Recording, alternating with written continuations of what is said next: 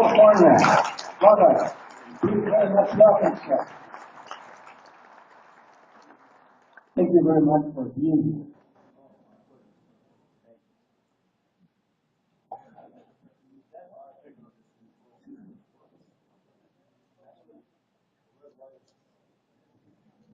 Oh, it works. It works. Thank you, AJ. Thank you, everyone, for coming.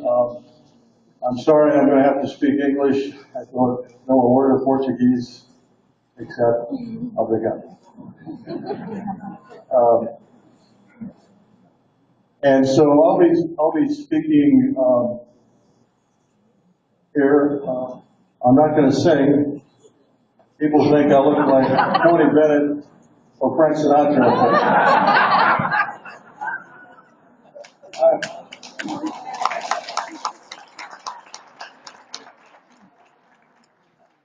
Believe me, you don't want to hear me sing. Okay, I'm going to speak about, first of all, my incident in Montana when I was in the Air Force in 1967. After this incident happened, I was sworn to secrecy. I could not talk about this ever.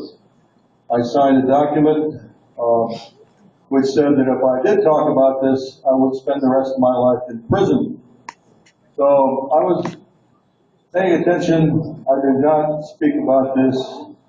And then in 1994, I left the Air Force in 1971. In 1994, I came across a book called The Buck Out Secret by Timothy Good. An excellent book. It talks about military UFO sightings. But on page 301 of that book, you'll see a paragraph that says UFOs were responsible for missile shutdowns at Nelms from Air Force Base in 1967. So I got excited about that when I read it because I thought the Air Force had declassified it. We have a law in the United States that says the citizens, have the ability to ask the government for information about classified material. It's called the Freedom of Information Act. And so I wrote to the Air Force under the Freedom of Information Act. I did not say anything about UFOs. I simply asked about this incident in Montana in 1967.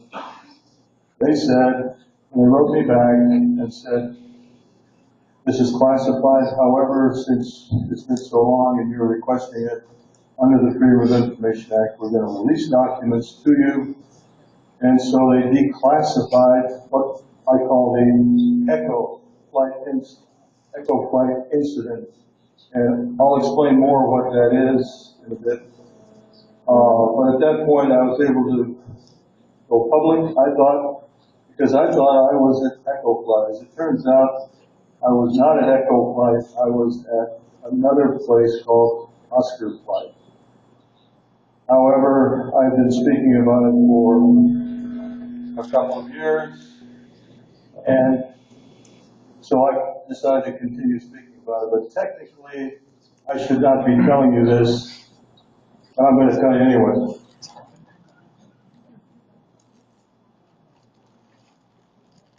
So first I'd like to start at Minot Air Force Base, North Dakota. And this is August 1966. The reason August is important in 1966 is because that's when the Condon investigation began. It was an investigation of UFOs that was contracted by the Air Force to the University of Colorado to investigate UFOs. The head of that investigation was Edward Condon. So, but at that time, August 66, there were a couple of incidents. One involved sighting of a UFO over a launch control facility. There were multiple objects up to 100,000 feet, objects seen by security and by radar.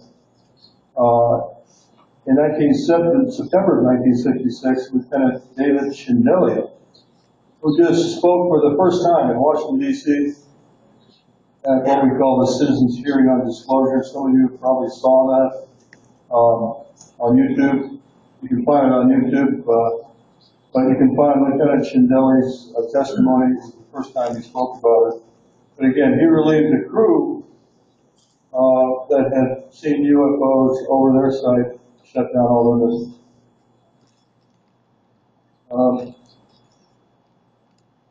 This is where Montana is.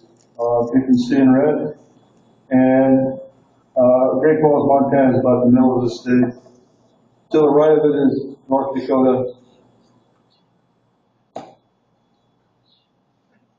And this picture shows the missile's location. I just want to point out that I was located here at Oscar Flight. This is about 100 miles east of Malmstrom Air Force Base. This is Great Falls, Montana. And Echo Flight would be here. You see the little dots are the actual missiles themselves. The larger dots are what we call a launch control facility. That's where we have control of the missiles themselves.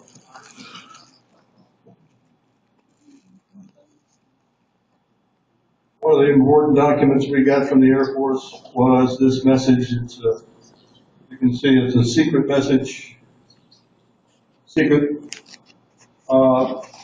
And it tells about all 10 missiles in Echo Flight at Malmstrom Air Force Base lost strategic alert within 10 seconds of each other. These missiles were not damaged. I want to emphasize that. All they did was upset the guidance and control system, and I'll go over that in a little bit. But this other phrase here was important. Since they could identify no reason for the shutdowns, this is of grave concern. We got it. Grave concern to this headquarters. This is Strategic Air Command headquarters.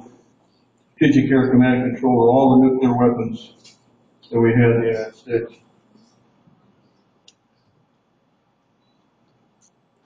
We were able finally to contact Mr. Walt Fiegel, who was Deputy Commander at Echo Flight.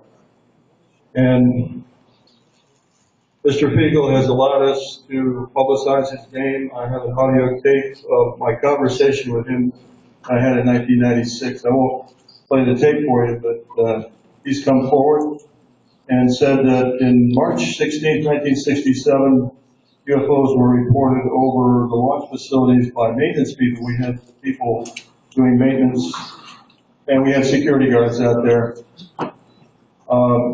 And they report UFOs overhead. Within seconds of that report, all his missiles shut down, all 10. Boom, boom, boom. Within seconds of this UFO sighting. So that's been confirmed by Colonel Fiegel and his commander also. This is diagrams of what we call the Launch Control Facility, or LCF. And this is the LF, where the missiles are actually located. This is above ground. We were located in this capsule about 60 feet or 20 meters below ground. We went down in an elevator, and this was an enclosed area. And that's where we were located. We had all the controls down here to control the missiles. There were no controls above ground. So there's no way the crew, the security guards could have produced a hoax about all this.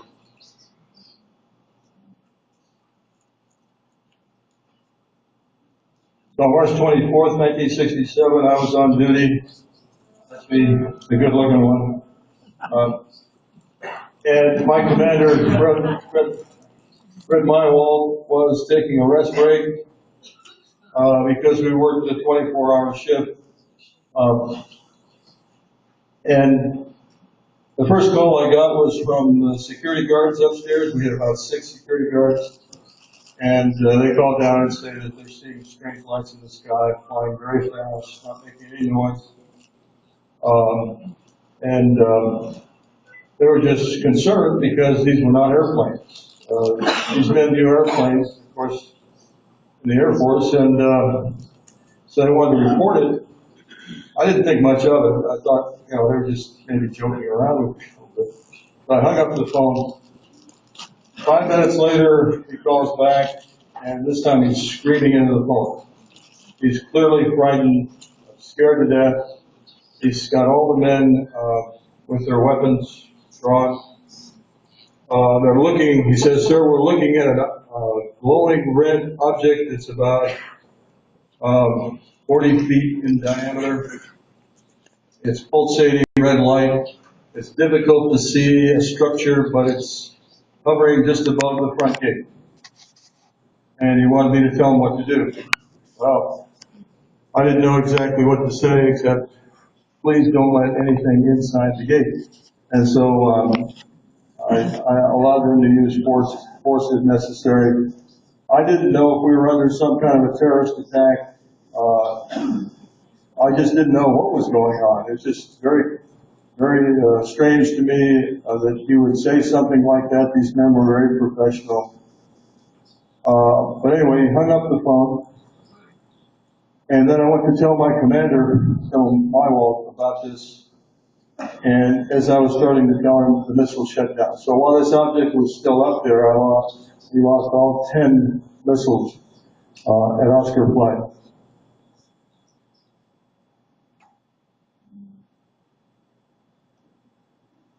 Another document we received from the Air Force was, this is the only statement about UFOs. This is a history document that was produced every 3 months by the base. And here's where it says, rumors of UFO around Echo Flight during the fall were disproven. Disproven. How do you disprove a rumor? I don't know, but that's what it says there. And that's the only reference, but it is a reference to the fact that UFOs were seen at Echo Flight. And this is an official Air Force document. Also part of this report, this preliminary report, was that externally generated signals from outside the capsule or the control area were responsible for this shutdown. We have a way of receiving information about why the missiles failed, and the information we got both at our flight and at Echo Flight were guidance and control system failure. This is an inertially guided missile, meaning it has a way of knowing exactly where it is on Earth. This was before GPS, no GPS. So it had a way of knowing where it was located and would calculate time and distance to the target. Inertially guided, so we had inertial system. And all the UFO did was upset that inertial system. So the missile couldn't be launched. In other words, if it were launched, you wouldn't know where to go.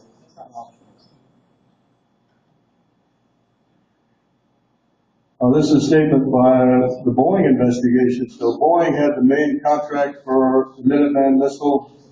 This is the Minuteman I missile. And Boeing had the contract, the top contract. So they did an investigation of the Echo Flight shutdown. A man by the name of Robert Kaminsky was the team leader, and we talked to Mr. Kaminsky, and he told us that after they couldn't find any reason for the missile to shut down, any logical reason. But as he was starting to write his report, his supervisor told him that this was a UFO event, and in fact, the Air Force now wants you to stop writing a report. They didn't want any civilian contractor stating that this was a possible UFO event. And so they're directed to stop writing their report.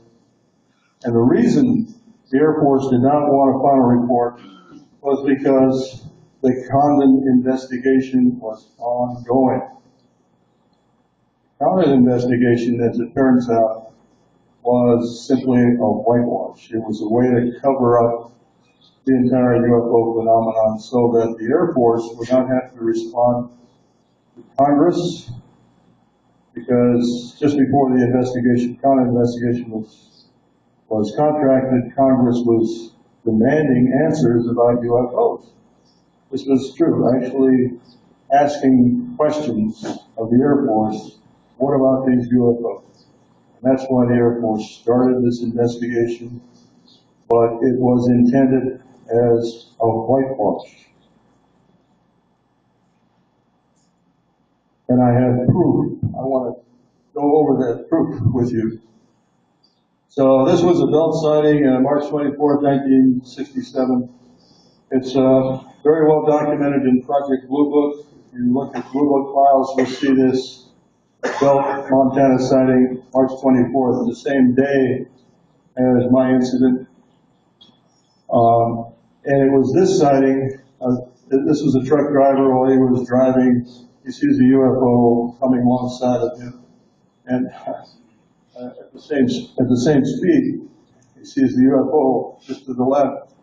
And he stops his truck, and the UFO lands in this gully. The UFO lands right here. Robert Jameson, who I'll talk about, another witness, recalls that when he was sent out to Oscar flight, it was the night of this sighting. And that's how we were able to determine the date of the Oscar flight, because we did not receive any documents from the Air Force about the Oscar flight incident. This is Lieutenant Colonel Chase, who was base operations officer at Malmstrom Air Force Base. In 1957, he had his own UFO sighting while on a training mission over the Gulf of Mexico. UFO, he spots a UFO here. The UFO trails him for almost 3 hours through Mississippi, Texas, and Oklahoma, and finally through Kansas. The crew took photographs, video. They had radar prints. They had radar contact from the ground. The ground had radar that tracked this UFO throughout. When he landed in Kansas, the Air Force Office of Special Investigations, similar to military FBI, took all the proof of this UFO and kept it. In 1966, while this gentleman, Colonel Chase, was working with the Condon Committee, he asked about his incident, asked if the Air Force if he could look at his file. And they went back to the Blue Book organization, who had files for the Air Force, and they said, we didn't have your file. We don't have your file. And it wasn't until after the Condon investigation was completed that the Air Force came back and said, oh, by the way, we found your file. It was in secret files, so the Air Force had secret files which they did not allow the Condon investigation to look at. U.S. Air Force order to investigate UFOs, again, 1967. The Condon Committee was supposed to have access without restrictions, and they were to have all the UFO reports. Dr. Roy Craig was the chief investigator for Condon. He had no experience with investigations.